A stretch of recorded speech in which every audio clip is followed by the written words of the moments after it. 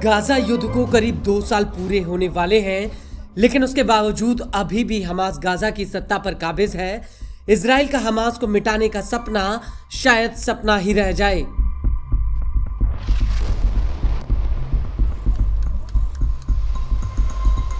वो इसलिए क्योंकि 7 अक्टूबर 2023 को हमास के लड़ाके इजराइल के ऊपर जमीन, आसमान और समंदर से टूट पड़े थे। इसके बाद गाजा में जो जंग छिड़ी और इस जंग में इजरायली सेना का क्या हाल हुआ, ये पूरी दुनिया ने देखा।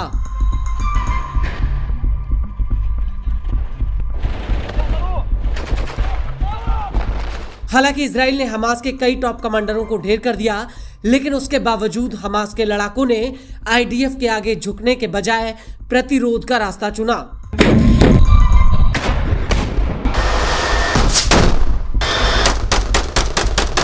और गाजा में हमास के लड़ाके अभी भी पूरी शिद्दत के साथ आईडीएफ के आगे डटे हुए हैं। लेकिन अब गाजा में हमास को लेकर जो खबर सामने आई है, उसने इजरायली पीएम नेतन्याहू की रातों की नींद उड़ा दी है।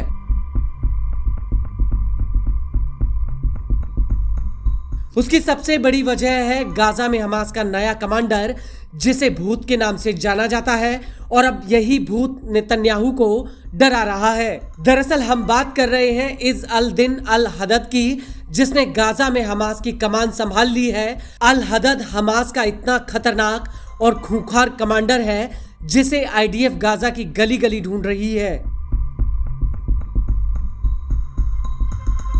इजराइल पर 7 अक्टूबर 2023 के हमले की प्लानिंग में अल हदद की अहम भूमिका थी।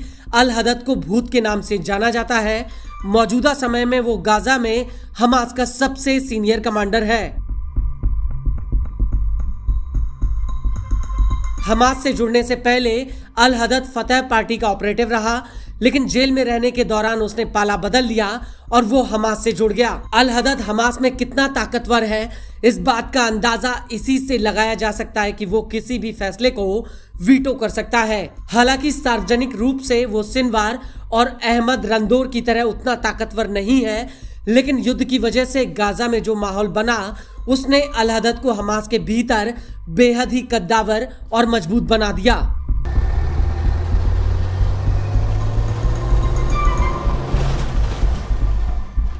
अल हदद की उम्र तकरीबन 55 साल है। उसने अपने करियर की शुरुआत 1980 के दशक में फतह पार्टी से की थी।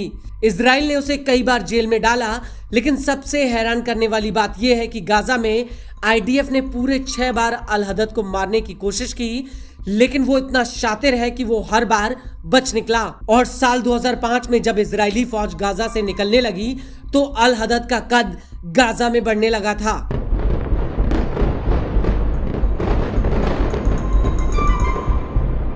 अल हदद साल 2008 और 9 के बीच पूर्वी गाजा में हमास की बटालियन का मुखिया रहा। 2012 में वो ऑपरेशन पिलर डिफेंस का हेड रहा, साथ ही वो दक्षिणी ब्रिगेड का प्रमुख रहा।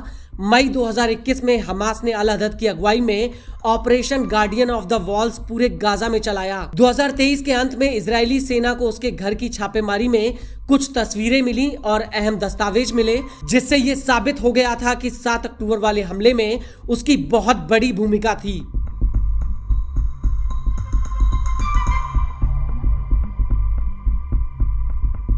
इजराइल ने हाल ही में अल हदद को 3 बार मारने की कोशिश की, लेकिन उसके 2 बेटे जो अल कासिम ब्रिगेड्स के एक्टिव मेंबर थे, उनकी इन हमलों में मौत हो गई। नवंबर 2023 में आईडीएफ ने अल हदद पर $7.5 लाख का इनाम रखा था।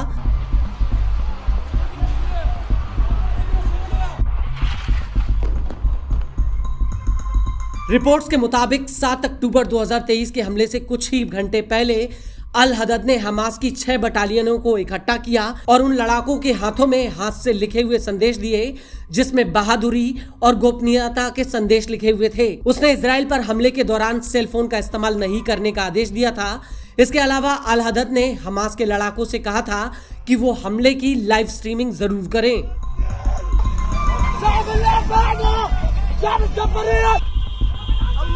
लेकिन जब गाजा में जंग आगे बढ़ने लगी, तो अल हदद को हमास की फोर्सों का कमांडर बना दिया गया और मोहम्मद सिनवार की मौत के बाद अल हदद हमास की गद्दी पर काबिज हो गया। और सबसे हैरान करने वाली बात यह है कि अल हदद फर्राटेदार हिब्रू यानी इजरायली भाषा बोलता है।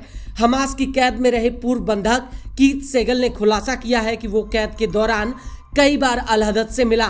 हदद ने उससे फर्राटेदार हिब्रू में बात की। कीथ को हदद ने चॉकलेट देकर कहा था कि उसे कैमरे के सामने कैसे बोलना है। अल हदद की सबसे खास बात यह है कि वो जनता के सामने आता है और 2022 में आए एक वीडियो में अल हदद ने कहा था कि वो पवित्र स्थान में प्रवेश करेंगे और अपनी रॉकेट ताकतों को बढ़ाकर एक हैरान करने वाला हमला करेंगे।